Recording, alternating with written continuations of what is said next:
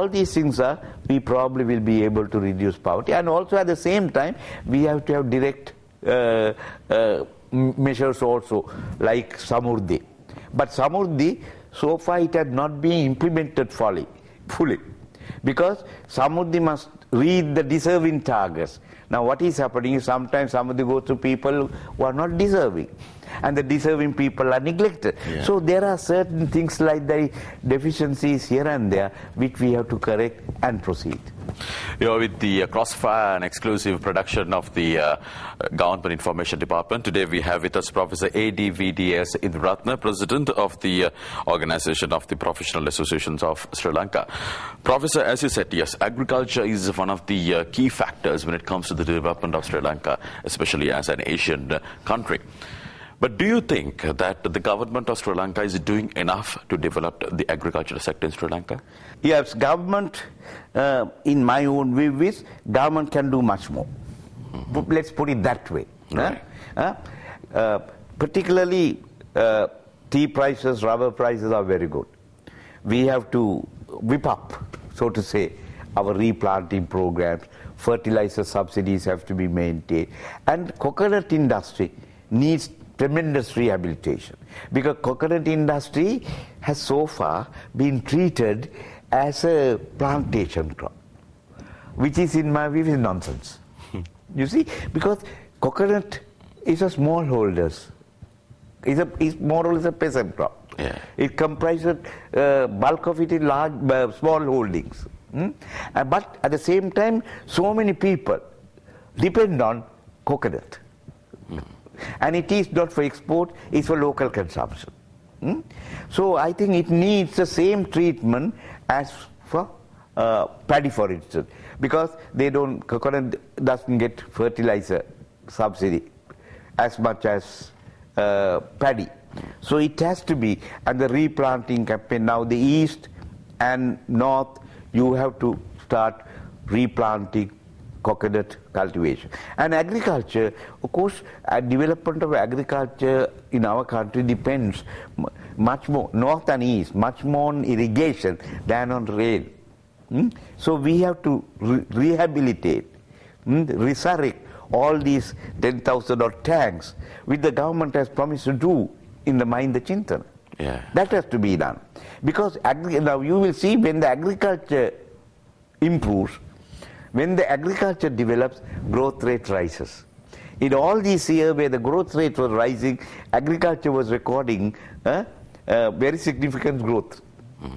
And agriculture, also large number of people, although it brings in 12% only. But more than 1/3 of the people, nearly 50% of the people depend on agriculture for their livelihood. And agriculture also has the lowest productivity in our country. That is why, 12% GDP, but nearly 40% of the people are employed in agriculture. You see the difference. Yeah.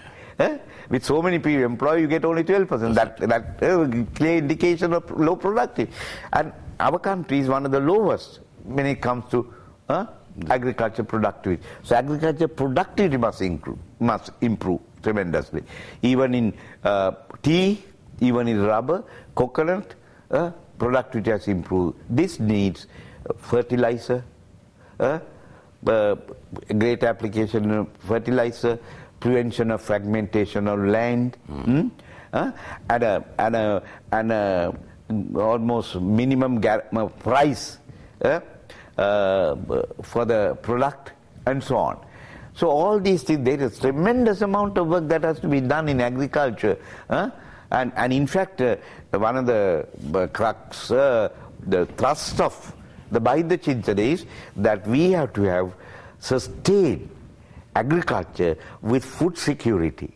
Food security. And that is the crux of the whole problem. So that it's not an unfettered, open economy like under UNP regime from 1970. It's a mixed economy where the public sector acts as a provider of services, as a moderator, then facilitator, and links with Sri Lanka with the rest of the world.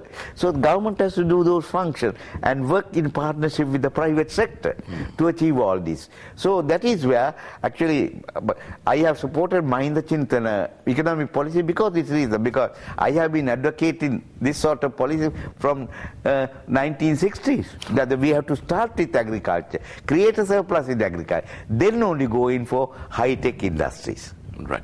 Professor, with the Mahinda Chintana President Mahinda Rajapaksa initiated another drive, that is Apivamu Ratanagamo, that program.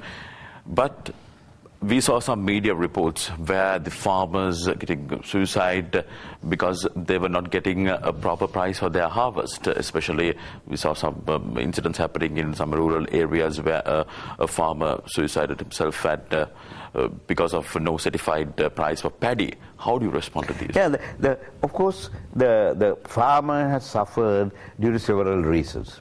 One thing, no proper marketing. And not getting a proper price. And again, the other thing is huge post-harvest losses. Because if the post-harvest losses are minimized, then even a lower price would give him the reasonable return. Yeah. When 40% of the harvest is lost, you see, he has to have a high price for the remaining harvest to erase the losses and get a reasonable return. So, and that now the packing, post-harvest losses are due to bad packing, and the government now introducing these plastic packs which the people have to use. And the government also come in. That is why Paddy Marketing Board has been revived, so to say, so that Paddy Marketing Board can buy the paddy from the farmer without allowing him to get into the clutches of these intermediaries, you see. So the marketing facilities have to be improved. Guaranteed price must be given to farmers. Then of course he also needs certain credit facilities and other input facilities and all that. So the package of incentives must be given to the farmer to improve agriculture. Another thing you mentioned about the withdrawal of the GSP plus concessionary package from the EU.